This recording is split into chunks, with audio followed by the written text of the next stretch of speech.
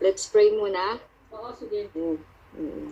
Hallelujah, Jesus. Hallelujah. We Thank you, Lord. give praise, Panginoon. Salamat, Lord, sa pagkakataong ito, Panginoon. Tunay nga po, Panginoon, sa oras na ito, dalangin ko po, Panginoon, na patuloy mo kami samahan sa gawain ito, Panginoon. Tunay nga po, Lord, na napakabuti mo sa bawat isa sa amin, Panginoon. Dalangin ko, Panginoong Jesus, sa oras na ito, na patuloy po kaming buksan ang aming mga puso at isipan, Lord, upang magrema ang iyong mga salita, Panginoon, sa aming mga buhay, Panginoon. Lord, dalangin ko sa oras na ito, patuloy mo po akong kasihan ng Santong Espiritu, Panginoon. Tunay nga po, Lord, na pagharian mo po ako ng iyong banal na Espiritu, Panginoon. Lord, hindi ko po kayang ipahayag ang naisin mo, Panginoon. Lord, tunay nga po, Lord, na anumang bagay, Panginoon, na hindi ka namin kasama, ay hindi po namin kakayanin, Panginoon. Kaya sa oras na ito, dalangin ko po, Lord, na ikaw po ang maging kapahayagan ko, Panginoon. Lord, bigyan mo po ako ng katalinuhan, ng karunungan, Lord, upang maipahayag ang naisin mo, Panginoon, sa oras na ito. Dalangin ko, Panginoon, na ikaw po ang maghari sa akin, ikaw po ang manguna sa akin, Panginoon. Lord, hindi ko po kayang ipahayag ang salita mong ito, Panginoon, kung hindi mo po ako sasamahan, kung hindi rin po, Panginoon, ang banal na Espiritu ang siya mangunguna sa akin, Panginoong Jesus. Lord, wala po akong kakayanan na maipahayag ang nais mo, Panginoon. Kung hindi ikaw, Panginoon, na maging bibig ko, Panginoon, ikaw maging kapahayagan ko, Panginoon. At dalangin ko, Lord, nakasihan mo po ako ng Santong Espiritu, Panginoon. Let your double portion of anointing be upon me, O God. At tunay nga po, Lord, na sa oras na ito, patuloy mo kaming samahan, Lord, hanggang sa magtapos ang gawaing ito, Panginoon. Dalangin namin, Lord God, na ikaw po ang aming kasama, ang presensya mo, Panginoon, ang maranasan ng bawat isa, Panginoon. Ang pagkilos ng banal na Espiritu ang maranasan ng bawat isa sa oras na ito. Pagpalain mo po ang gawain mong ito, Panginoon. Tunay nga po, O God, na ikaw lamang siya maitaas, maluwalhati sa oras na ito, at tunay na ikaw lamang siya maparangalan sa bawat ginagawa namin, Panginoon. Tunay nga po, Lord, na nasa iyong pangunguna, Panginoon. Tunay, Lord, na magiging maayos, Panginoon, ang lahat, Panginoon, at magkakaroon ng kaliwanagan ang lahat patungo, Panginoon, sa application, Panginoon, ng aming mga buhay, Panginoon, ng bawat salita mo, Panginoon, ay tunay, Panginoon, na mangungusap, Panginoon, ng buhay sa aming mga puso, Panginoon. Salamat po, Lord, sa hapong ito, at patuloy, Lord, na ikaw po ang manguna sa akin, Panginoon. Ikaw ang maghari sa akin.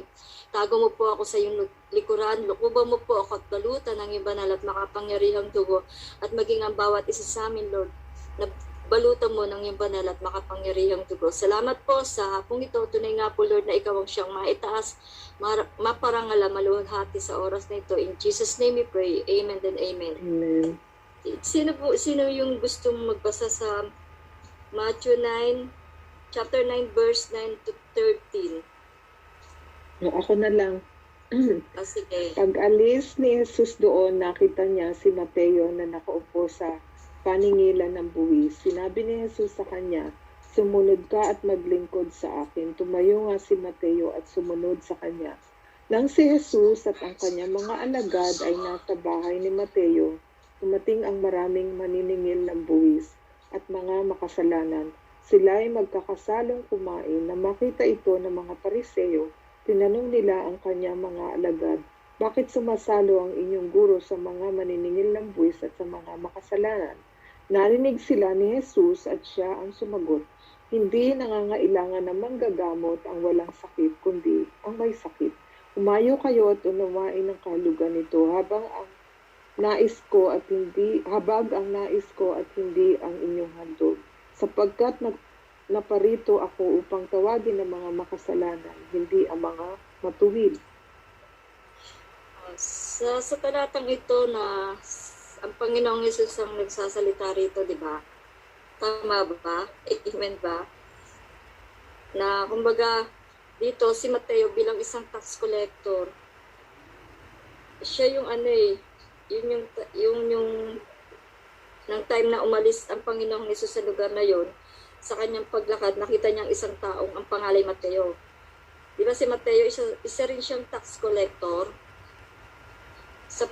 sa paningilan ng buwis. Siya yung nakaupo doon sa paningilan ng buwis. Sinabi ni Jesus sa kanya na sumunod si Mateo sa kanya, sa Panginoong Jesus. At yun nga, tumindig si Mateo at sumunod sa Panginoon na nang si Jesus at ang kanyang mga alagad ay nasa bahay ni Mateo. Nung ang Panginoong Jesus ay nasa bahay na ni Mateo, dumating yung maraming publikano at mga makasalanan at sila'y magkakasalong kumain. Ngunit nang makita ito ng mga Pariseo, tinanong nila ang kanyang mga alagad, bakit sumasalo sa mga publikano at mga makasalanan ang inyong guro? Narinig ito ni Jesus.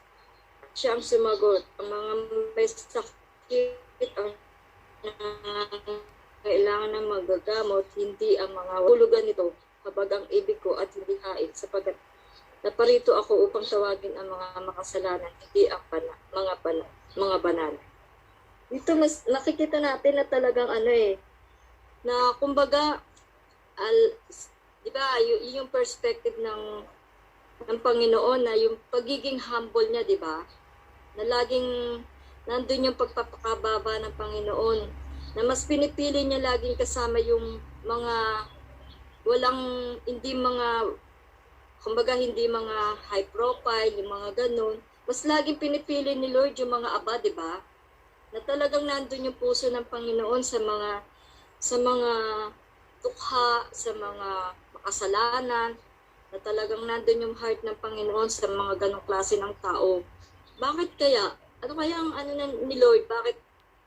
Bakit kaya ganun ang Panginoon sa mga, mas pinipili niya yung mga ganong tao? Di ba nga, sabi nga din sa salita ng Diyos, mas madali daw makapasok ang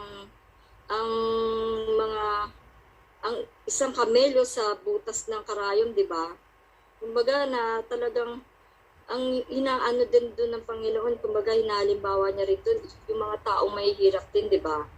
Kasi yung perspective talaga dito ng Panginoon bilang Diyos na talagang na hari ng mga hari at Panginoon ng mga Panginoon. Nandun yung niya, yung pagiging humble niya, pagiging malapit na ang puso niya sa mga tukha, sa mga aba, sa mga makasalanan. Kasi yun yung mga yun yung mga taong madali talagang kumbaga madaling masyira ng Word of God, na talagang pagdating sa Panginoon, sila yung mga tao o tayo mga taong na talagang hindi na kailangang mag-ano ka pa sa sarili mo na hindi ka kailangan ng Diyos kasi marami kumbaga, di ba sa isang mayaman, kumbaga sa mga may pera, palagi nilang iniisip na marami silang pera, hindi nila kailangan ng Panginoon kasi lalo na pag may mga sakit sila, hindi nila kailangan ng ang Diyos kasi marami silang pera na sa pag-aakala nila na ang pera nila ang magbibigay kagalingan sa kanila. Na talagang nandun yung yung kumbaga pagiging mataas nila na puro pera. Kumbaga pera pa rin ang pinapairal nila pagdating sa pangangailangan na nila sa Panginoon. Pera pa rin ang pinagbabasihan nila. Mas kailangan nila ang pera kaysa sa Diyos. Tayo na talagang tayo bilang tao na talagang na mas malapit ang puso ng Panginoon sa mga taong makasalanan at taong aba.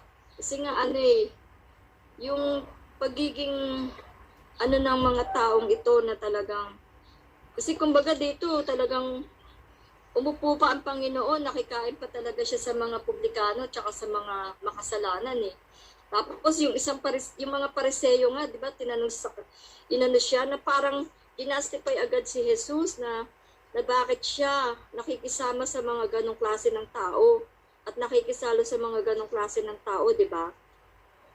Bakit nga? Kasi nga kumbaga, siguro pa, kung iaano natin sa buhay ng Panginoon, kumbaga parang mas siya yung parang mas siyang makisama sa mga ganong klase ng tao kasi mas madali niyang naaanuhan, kumbaga madali niyang tuturuan, madali niyang na ano ng mga pangunawa niya na talagang pati yung kumbaga yung habag niya laging nandoon kasi nga hindi na rin kumbaga yung habag ng Panginoon para sa mga makasalanan talagang yung nandun lagi kasi hindi na kailangan ng Panginoon na bigyan mo pa siya ng mga hain na pagkalooban mo siya ng pera kasi lahat naman yun sa kanya pa rin nagmumula Kumbaga, lahat ng meron ng mundo, meron ng Panginoong Hesus, kaya hindi na kailangan ni Lord yung mga ganong bagay.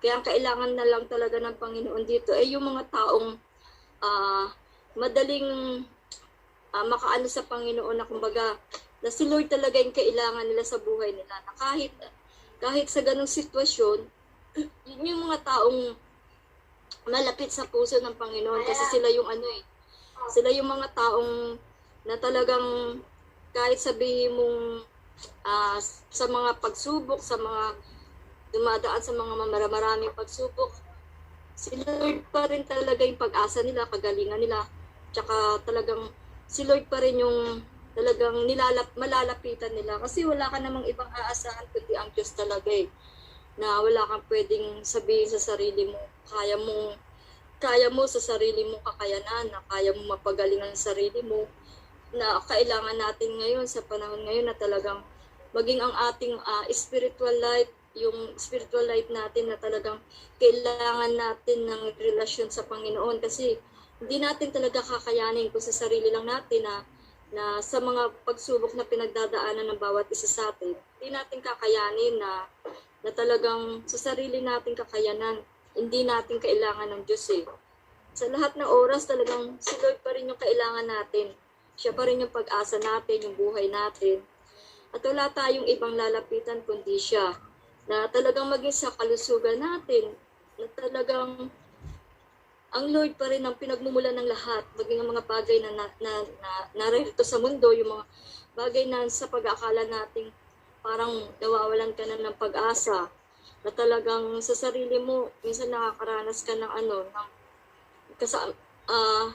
kumbaga, kasama ko pa ba ang Diyos? Yung mga ganong sitwasyon na maging sa sakit at karamdaman, nandun yung minsan nakakaranas ka ng na minsan parang nararamdaman mo sa sarili mo na parang ang layo-layo ko sa Panginoon. Kapag tayo minsan kasi sasabihin natin sa sarili natin na may Diyos pa ba? Kasi yung mga pinagdadaanan mo na napakahirap na sitwasyon, parang minsan nakakaranas tayo ng wala ka ng pag-asa at tapos yung bagay na talagang lalo na sa spiritual life mo na minsan parang ang pakiramdam mo sa buhay mo yung kaluluwa mo parang hindi na ganun ka sa Panginoon kasi nga yung kumbaga sa mga bagay na nararanasan problema, pagsubok, hindi mo na kinakaya yung sitwasyon, kumbaga. Pero dito, sinabi ng Panginoon na kumbaga bilang Diyos na talagang siya talaga yung kakailanganin natin Wala na talaga tayong ibang aasahan kundi siya. At talagang maging ang kagalingan ng kaluluwa natin, ng katawan natin, si Lord talaga yung dapat nating asahan Kasi talagang kahit sa mga nangyayaring ngayon sa buhay natin na pinagdadaanan natin. Hindi natin kayang isolve yung mga problemang akala natin, kaya natin, pero sa sarili natin, kumbaga para bang minsan nakakaranas tayo ng depression, ng anxiety, na parang hindi na matapos-tapos yung mga problema, yung mga pagsubok, diba? Pero yung sa puntong ito, na nandun talaga yung pagkilos ng Panginoon kapag lumapit ka talaga sa Kanya, humingi ka ng habag sa Kanya, si Lord pa rin yung nagiging kahabagan natin Siya pa rin yung nagiging, kumbaga nagkakaroon tayo ng sa Panginoon na talagang ipinapakita niya sa atin na siya talaga yung kailangan natin. At dito sa puntong ito na talagang nandun yung kumbaga bilang mga Pariseyo nandun yung pagja-justify nila na hinusgahan nila agad si Lord dito na para bang sa sarili nila, hindi nila kailangan ng Diyos kasi talagang hindi rin sila kumbaga, lagi silang parang palagi nilang inaano yung sarili nila, inihiwalay yung sarili nila pagdating sa mga mahihirap at sa mga makasalanan. Ganun minsan ang ang mga tao na hindi pa kumikilala sa Panginoon. Na talagang kung tutuusin sa buhay natin, kailangan talaga natin ng kagalingan, lalo na sa ating mga physical, emotional, at mentally pa na nakagalingan. Si Lord talaga yung magiging kagalingan natin. Siya talaga yung great physician natin na kahit pa sabihin mong may mga doktor na talagang kailangan din natin ng doktor. Pero yung faith na merong ibinibigay sa atin si Lord na pananampalataya sa Kanya, yun yung nagiging natin sa Kanya eh. Kaya tayo nagkakaroon ng kagalingan. Ako bilang Kristiyano na talagang sa sarili ko, minsan syempre, sa totoo lang, syempre minsan may mga bagay din na nararamdaman mo sa katawan mo, pero lagi mo na sinasabi sa Lord, bahala ka na Lord, kung oras mo na, di ba? Kasi minsan talaga sa physical na aspeto rin ng buhay ko, nakakaranas din ako ng mga sakit-sakit, pero lagi lang din ako dumidepende sa Panginoon na siya yung kagalingan ko, na talagang nananampalataya lang ako sa sarili ko. Kasi kung tutuusin, wala akong pwedeng ipagmalaki na may pera akong panggagamot, may pupuntahan akong doktor. Kasi napakahirap sa isang sitwasyon na talagang sa financial na bagay, kapos ka man, pero may Diyos ka. Kasi si Lord na talaga yung magiging kasapatan natin sa lahat ng oras eh. At wala kang ibang pananampalataya na kundi ang Panginoon. Na talagang kahit sa emotional nating nararanasan, kahit minsan nasasaktan ka, masakit na dumadaan ka sa mga sitwasyon, na minsan para bibigay ka na. Kaya minsan, Lord, sabi ko, kaya ko pa ba, Panginoon? Kasi, pasensya na. Kasi talagang, minsan nakakaranas din ako ng anxiety, ng depression. Pero, pinaglalabanan ko na kasi sabi ko, Lord, kaya ko to, Panginoon. Kasi, yun yung time na kapag nakakaranas ako ng ganun, Lord, ikaw ang kagalingan ko. Alam ko, hindi mo ako pababayaan. Alam ko, kaya ko to, Lord. Akayanan ko nga yung 30 years na pinagdaanan ko na spiritually, na nandun yung yung spiritual na buhay ko, bumabagsak din sa mga oras na pinagdaanan ko. Ito pa kaya yung mga sitwasyon na pinagdadaanan ko na naman ngayon. Alam ko, Lord, kakayanin ko kasi kung hindi ko kasama ang Diyos talaga siya natin, hindi natin kasama si Lord, hindi natin siya nakilala, maaari tayong bumigay na talaga eh. Pero napakabuti ni Lord sa buhay ng bawat isa sa atin kasi talagang siya yung natin eh. Lakas natin, siya yung kalusugan natin, siya yung kagalingan natin. Naku, ikukumpara mo sa mga taong mapera nga pero palagi namang nasa ospital dahil sa mga sakit nila, physical, emotional, na hindi pa rin kayang sukatin yung kapangyarihan ng Diyos sa mga anak niyang naniniwala at nananampalataya sa Kanya.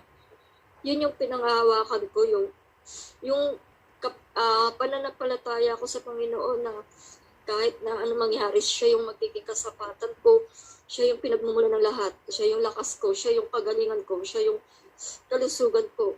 Kaya kahit sa araw-araw na ng buhay ko na minsan kasi bumabagsak din ako sa spiritual, lalo na ngayon na parang nararanasan ko yung kasi dahil din sa mga apo ko, madalang na din ako maka-attend ng mga service. Kasi nga, isasama ko lahat ng mga apo ko para bang pag nasa church ako, nadidistract talaga ako. Hindi kasi ako nakakapag-concentrate.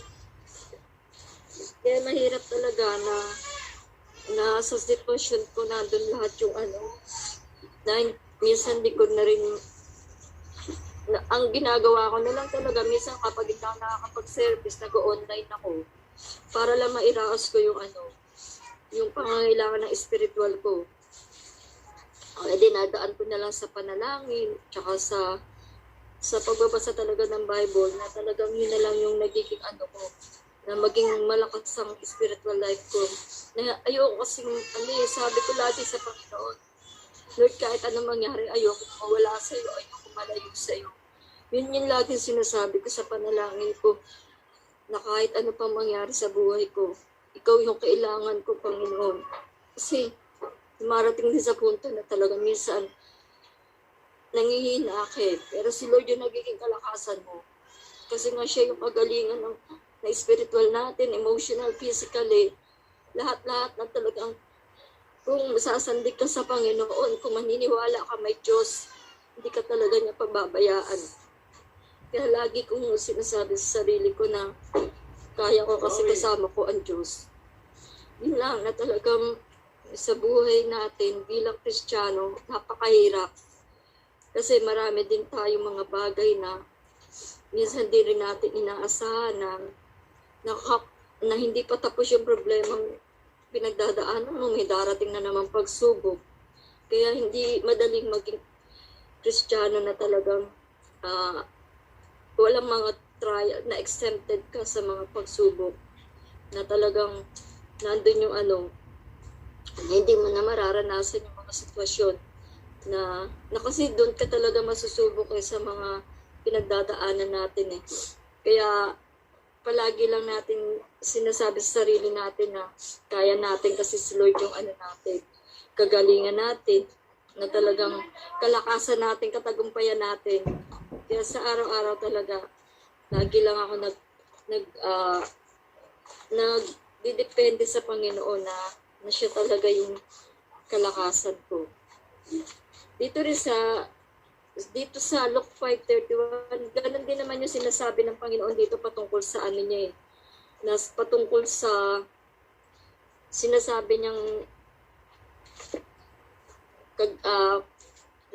Jesus the physician, Luke 5:31. Yun yung yung ganun din. The same din yung yung talingagan na sinasabi ng Panginoon patungkol doon sa mga gusto niyong nakakasama, yung mga publicans, tsaka yung mga makasalanan. Kumbaga, talagang napakahirap mamuhay bilang Kristiyano kung wala talagang Kristo sa puso mo. Medyo maingay ba yung mga bata? Maingay kasi yung mga apo ko. Maingay ba? Ito yung mga kumbaga, hindi na rin ako, bibigay ko na lang yung mga test patungkol sa mga sa mga pinagaling ng Panginoon. Yung mga verses na kumbaga si Lord yung yung naging kagalingan nila.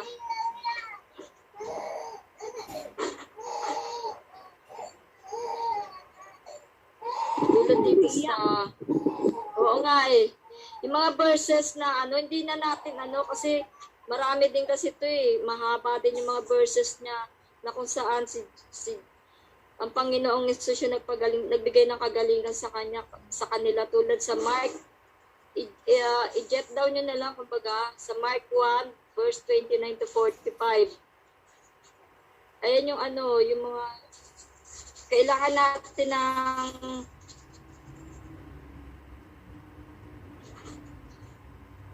makita din natin kung yung mga kung sino yung mga pinagalingan nito kasi nga marami to baga na ko lang din to, na search ko lang to. Mark 1 chapter 1 verse 29 to 45.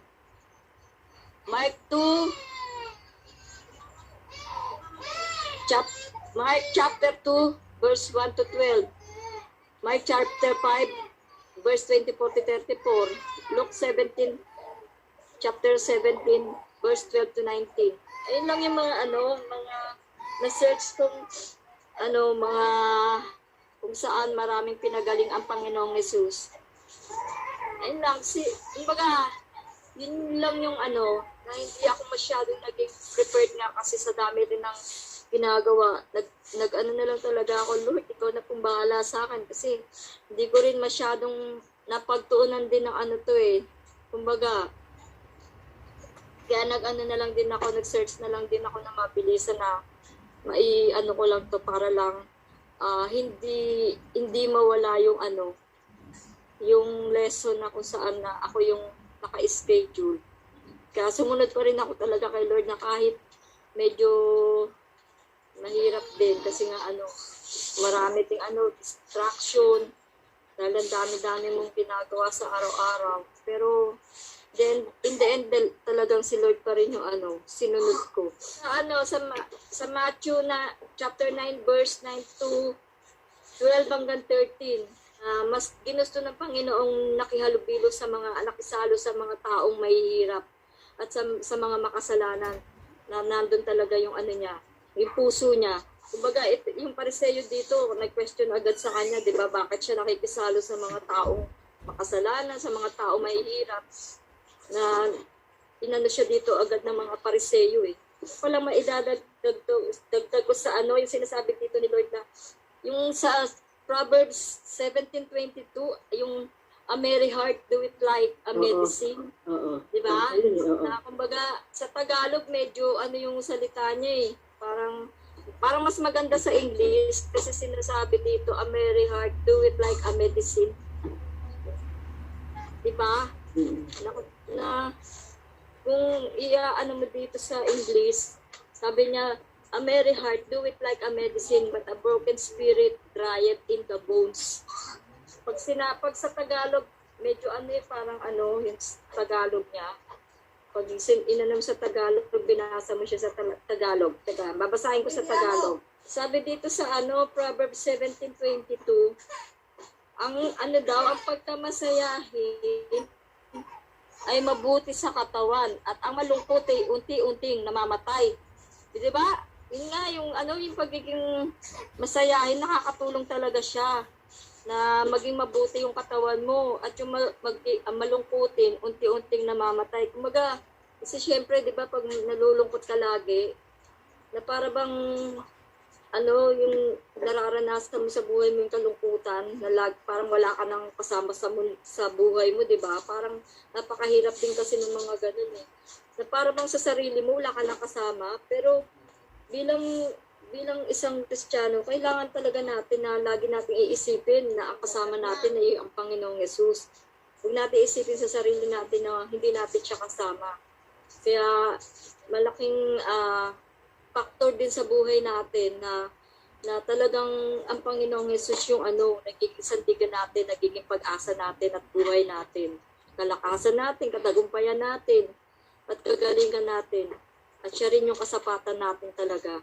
Wala na tayong hahanapin pa kundi si Lord. Lalo na ngayon na talagang marami na rin churches na nagkakaroon na ng unity in the spirit na yung kumbaga nasa last day na daw tayo. Mapapansin nyo sa sa iba't ibang churches na nandun yung kapag sa preaching, may mga unity in the spirit na sinasabing nasa last day na daw tayo. Hindi rin natin alam, di ba? Kasi hindi naman natin sigurado talaga kung kailan babalik si Lord. Walang nakakaalam. Yun lang. Sino pa yung makakadagdag sa mga sinabi ko? Kasi sa ko, yun lang talaga yung kaya kong i-share. Idadagdag ko lang itong Matthew 4:23. Basahin ko, ha? Sa din, Matthew 4:23, Tagalog na lang. Nilibot ni Jesus ang buong Galilea. Nagtuturo siya sa mga sinagoga at pinapangaral ang magandang balita tungkol sa paghahari ng Diyos. Pinapagaling din niya ang lahat ng mga taong may sakit at karamdaman. Tama. Yun. Yung kahit na, sa English kasi, nakalagay doon, nakalagay sa 423, He healed every kind of disease and illness. So, ibig sabihin, kahit na anong sakit ay pinapagaling niya. Walang exception, di ba? Hindi sinabi doon na, I accept cancer, accept this. Walang sinabi. Lahat ng disease, pinapagaling niya. Tsaka di ba sa ano din yung babae na inaabusan ng dugo for 12 years, di ba? Pinawakan niya lang yung laylayan ng damit ni Jesus ay tumaling. So by faith. By faith. Yun. Pati si Bartimeus na bulag, di ba? Sabing ganon, yung by faith, kung ano yung pananampalataya niya, ay gagaling siya. So gumaling si Bartimeus. So marami siyang pinagaling. Ilan lang yun, di ba? So that is Jesus, our healer. Amen. He is the physician. Amen. Kahit anong... Actually, tawag ito, may share din ako. Yun nga, kasi, di ba si Jesus, sabi nga, Jesus the physician, Jesus the healer. Hindi lang naman sakit yung pinagagaling niya dito. Yung everything in us, yung buong whole being natin. Sabi nga rito sa Psalm 41 verse 3, pinagagaling niya yung ating mga sakit at kahinaan. Tapos dito sa Jonah chapter 2 verses 5 to 7, pinapagaling niya yung may mga sakit sa pag-iisip, yung mga mental affliction. Mental health. Yung mga mula yung may mga problema sa pag-iisip, yung gano'n. Tapos sa Psalm 23 verse 3, dito pinapagaling ng Lord yung mga spiritual fatigue. Kasi hindi lang naman tayo physically napapagod, di ba? Kundi minsan yung ating spiritual. Dahil sa stress, dahil sa iba't ibang mga bagay na nakaka-apekto sa atin, nagkakaroon tayo ng spiritual na pagkapagod, spiritual fatigue. So yun, makikita niyo sa Psalm 23 verse 3, nandun yung answer. Tapos sa Psalm 147 verse 3, yung bang emotional suffering, di ba? Lahat naman tayo nagkakaroon ng emotional na pagdurusa, katulad nga ng share ni Beth kanina. So nandoon yung sagot ng Lord sa Psalm 147 verse 3. Tapos sa anxiety, ni-mention ka din ni Beth yung anxiety o yung pagkabalisa o pag-aalala. Diba?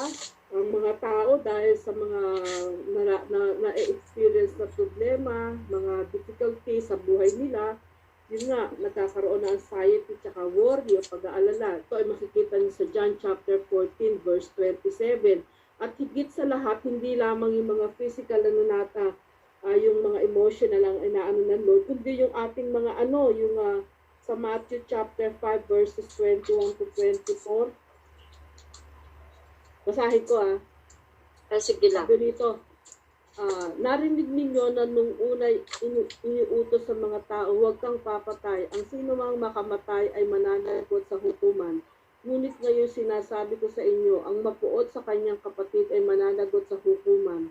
Ang humamak sa kanyang kapatid ay mananagot sa Sanhedrin. At sino mang magsabi sa kanyang kapatid, ulul ka, ay mapapa sa apoy ng impyerno.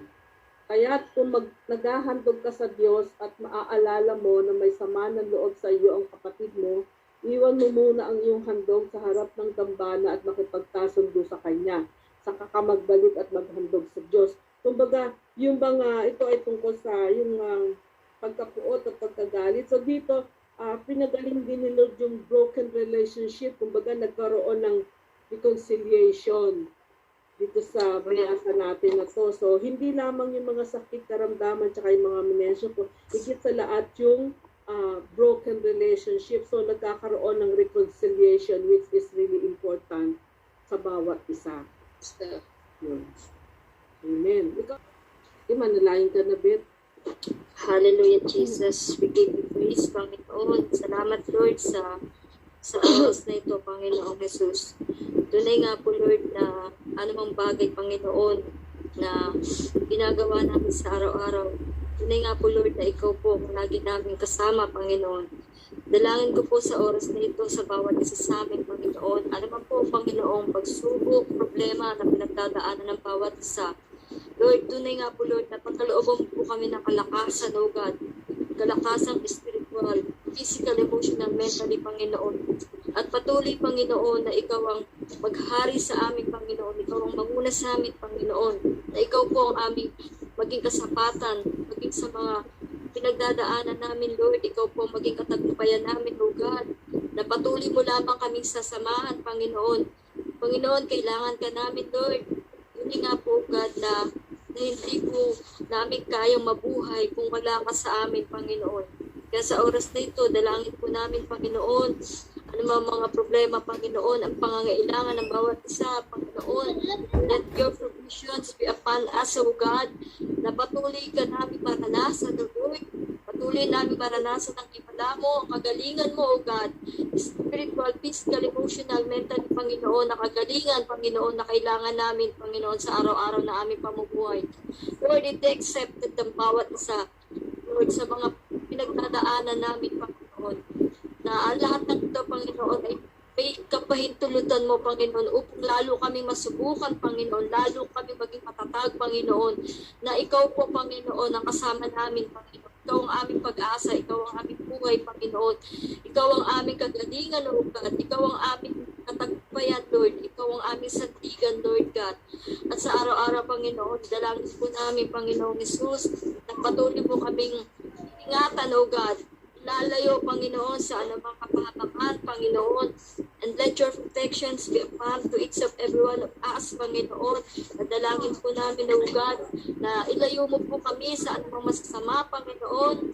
At dalangin namin, O God, na patuloy mo kaming patnubayan sa araw-araw, Lord God, na patuloy kami maging matatag, maging malakas dahil sa iyo, Panginoon.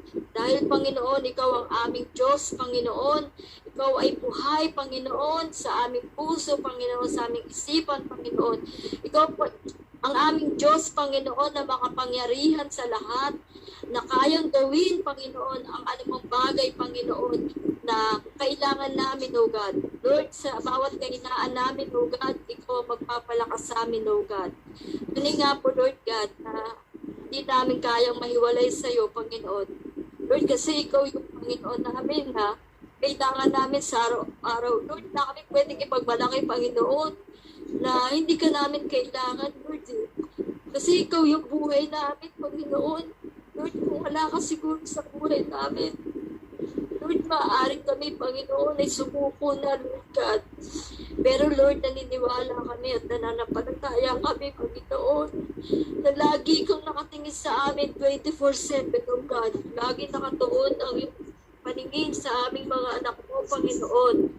Na lagi ka namin kasama, Lord, kasi kami kamahal, Panginoon. Ganun mo kami pinapahalagahan, Lord God. Ganun mo kami hitulutan, Panginoon, na maging matatag, Panginoon, sa lahat, Panginoon, ng mga pagsubok, O God. Lord, dalangin po namin, O God, sa araw-araw, O God, na Ikaw po, Panginoon, magsilbing kagalingan namin sa araw-araw, Lord God. Tunay nga po, Lord, na kailangan namin, Lord, ang mabuting kalusugan, O God. Lord, patuloy mo kaming samahan, Lord. Bigyan ng mabuting kalusugan ng bawat isa sa amin, O God. Lord, ang bawat pamilya namin, Lord. Naririto, Lord God. Si Lou, si Marilyn, si Lola Atang, Lord. Palakasin mo pa siya, Panginoon, sa kanyang sigal na pangangatawan, Panginoon.